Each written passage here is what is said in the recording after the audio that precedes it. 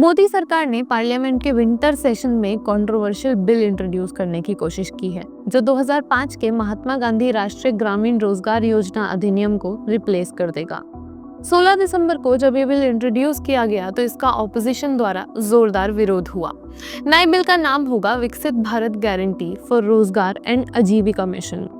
ये जो नया बिल है वो मनरेगा के 100 दिन के मुकाबले 125 दिन के रोजगार की गारंटी देगा। सरकार का कहना है कि इससे लोगों की सालाना आय 20 से 30 हजार रुपए तक बढ़ जाएगी। इसमें सबसे बड़ा बदलाव है कि इसके फंडिंग पैटर्न को बदल दिया गया है। पहले मनरेगा वेजेस का पूरा 100% सेंट्रल गवर्नमेंट देती थी, लेकिन अब इस नए बिल से इसे सेंटर और स्टेट के बीच में 60 और 40 के रेशियो में बांट दिया गया है। नॉर्थ ईस्ट और हिमालयन स्टेट्स में इसे 90 और 10 के रेशियो में रखा गया है। मतलब कि एक राजस्थान जैसा स्टेट जो कि मनरेगा पर सालाना 10,000 करोड़ रुपए खर्च करता है, इस रेशियो के हिसाब से अब राजस्थान सरकार को 4,000 करोड़ रुपए मनरेगा पर खर्च करने होंगे। मनरेगा की सबसे बड़ी ताकत डिमांड ड्रिवन थी। जब भी किसी रूरल हाउस होल्ड में किसी को काम चाहिए होता था तो मनरेगा के हिसाब से 15 दिन के अंदर अंदर उन्हें काम मिलना चाहिए था।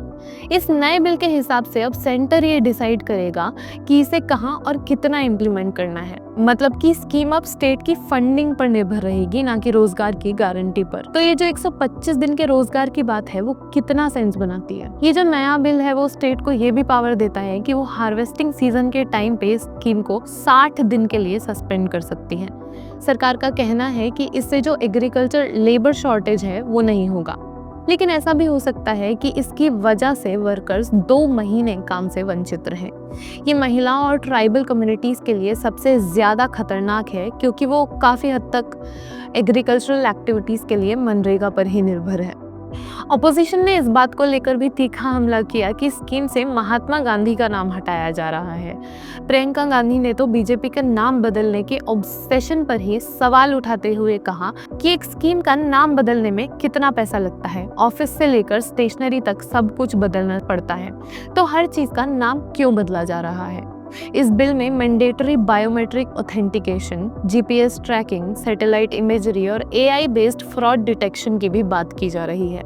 पर क्या हमारे देश के हर गांव में ऐसा डिजिटल इंफ्रास्ट्रक्चर मौजूद है कि ये प्रोसेस सही से इम्प्लीमेंट हो पाए? नरेगा संघर्ष समिति ने इस बिल को वापस लेने की मांग की है। उनका कहना है कि वर्कर्स की सहमति के बिना इस बिल में कोई भी बदलाव करना गलत है। टीएमसी, कांग्रेस और बाकी ओपोजिशन पार्टीज ने parliamentary affairs minister Kiren Rijiju से मिलकर अपनी आपत्तियां जताई हैं।